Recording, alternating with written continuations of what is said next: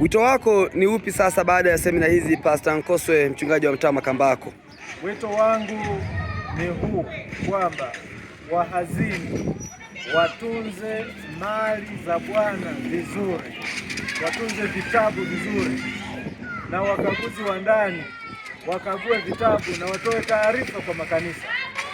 Alafu waumini, nitatoa wito kwa waumini kuwa waaminifu kutoa zaka na sadaka zao walizoziandika vizuri, ili kuwaongoza wahazini katika kuandika, ili sadaka zao zipelekwe kama walivyotarajia.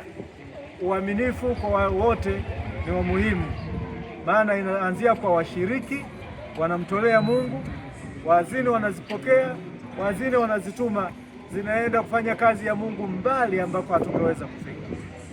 Mungu awabariki, Mungu awajalie, neema yake isiwapungukie katika kazi mnazozifanya.